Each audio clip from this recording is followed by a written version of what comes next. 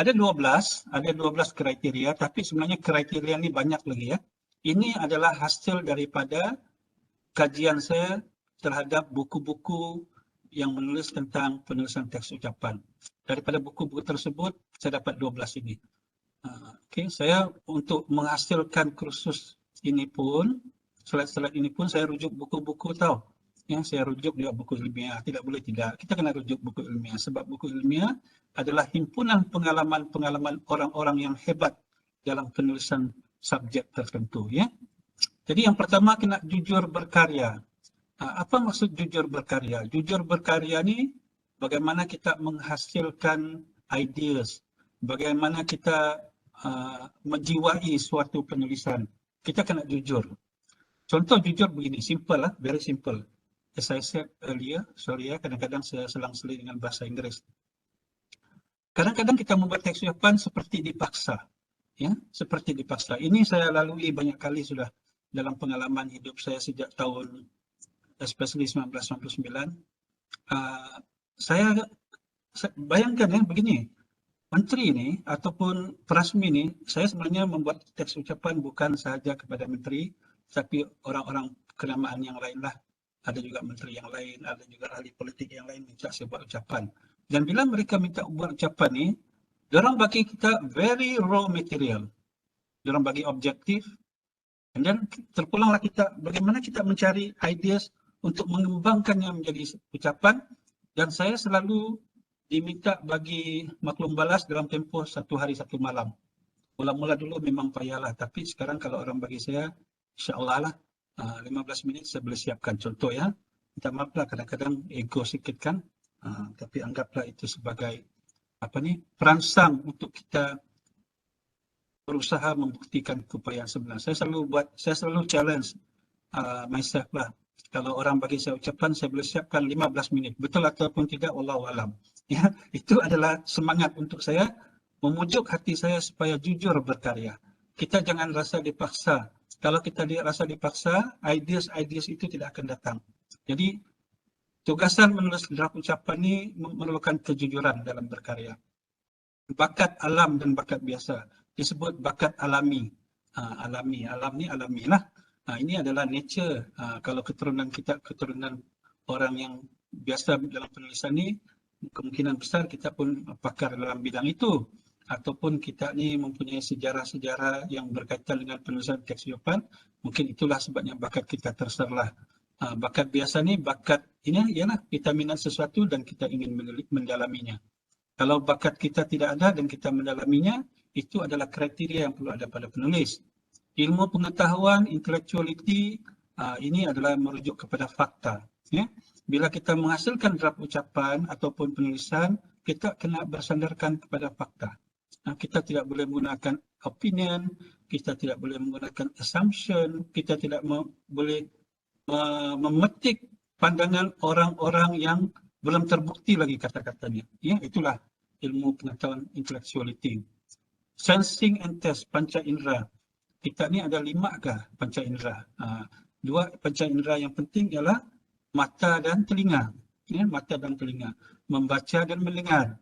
Ini kita kena power yang ini. Supaya kita boleh alert apakah isu-isu semasa sama ada melalui pembacaan, pendengaran yang boleh kita gunakan dalam dalam kita punya penulisan itu. Ya. Tabiat pelbagai. Tabiat pelbagai ni jangan skema lah.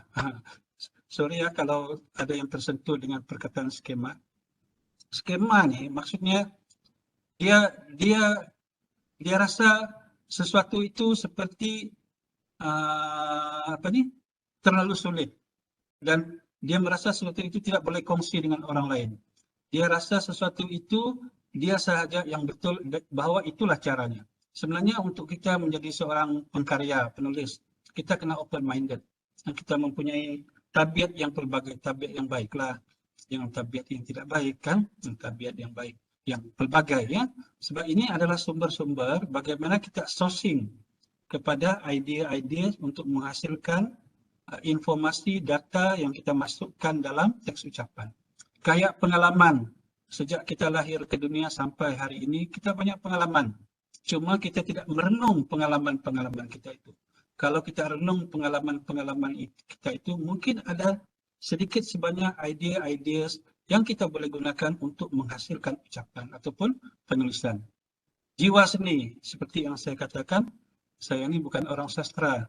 Tapi dulu kan, masa saya sekolah, saya ini dipanggil Mat Bunga. Tak tahulah kalau yang seumuran dengan saya kan. Saya SPM 85 ya. Jadi boleh agaklah saya punya umur berapa. So, pada masa zaman-zaman kami itu, siapa yang banyak menulis sastra, banyak menulis puisi, banyak menghasilkan majalah sekolah, itu lagi yang lelaki lah. Itu dipanggil Mat Bunga. Saya one of them lah. Saya minat menulis-menulis itu, dan saya rasa itu adalah pendedahan awal saya. Sehingga kan kami menghasilkan majalah sekolah dan sebagainya ya. Itu mungkin pendedahan awal saya dalam bidang penulisan ya. Jiwa seni itu.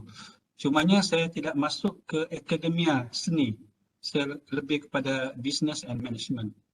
Imajinatif ni kita mempunyai kuasa pemikiran yang menerowong sampai ke angkasa lepas.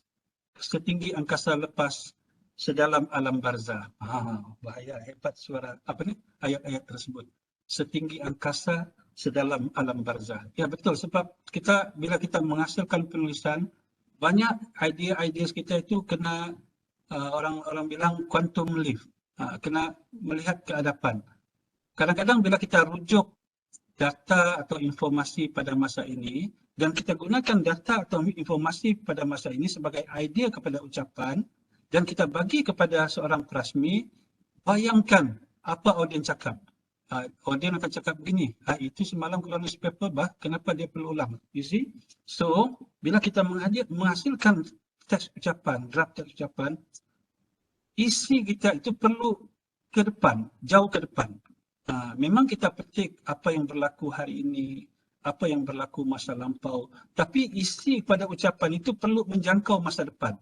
Perlu melihat ke masa depan, perlu memantul ke masa depan. Itu maksud saya imajinatif. Kreatif. Nanti last saya share satu part bonus untuk rakan-rakan yang hadir hari ini yang belum pernah dikeluarkan di mana-mana lah. Bagaimana kita menjadi seorang kreatif dalam penulisan. Kreatif ni maksudnya lebih kurang ya, menyampaikan sesuatu perkara ataupun news dalam keadaan orang boleh terima secara serta-merta kerana orang terhibur. Lebih kurang itu. Porak-peranda saya punya ayat tu, tapi itulah maksud dia. Ya. Physical, mental and psychology. Ini betul lah.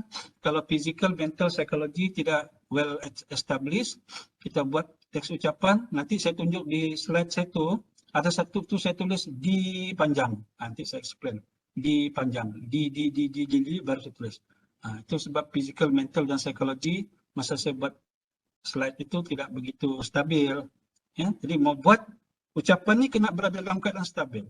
Bermoral, berhema, berwibawa. Ini integriti. Ya, integriti maksud dia apabila kita mengambil apa-apa butiran pun, idea pun, kita kena quote sources dia. Itu contohlah. Itu penting. Tetapi dalam ucapan, ada cara dia ya. Dalam ucapan kita tidak boleh tulis. Kita tidak boleh letakkan satu perumpamaan ataupun satu kata-kata. Terus dan kita tidak expect perasmi itu sebut nama orang itu. Sebenarnya bila dalam ucapan, tidak perlu disebut siapa yang menulis itu. Memadai teks ucapan itu mengandungi nama penulis itu. Yang ini saya akan jelaskan kemudian kalau saya ingatkan saya. Bersyukur, ada impian, ada wawasan. Ucapan kita itu perlu memberi sinar baru, perlu membawa harapan yang baru kepada pendengar.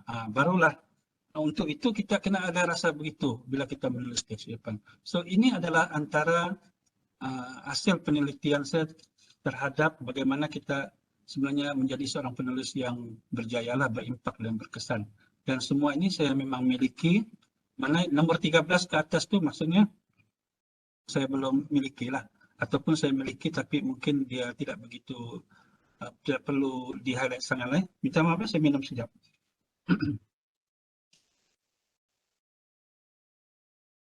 Kalau fizikal ni saya boleh pusing-pusing, jumpa seorang-seorang, ya, tanya seorang-seorang, apa pendapat anda tentang imajinatif? apa pendapat anda tentang kreatif, tapi itulah online kan. Okay, never mind.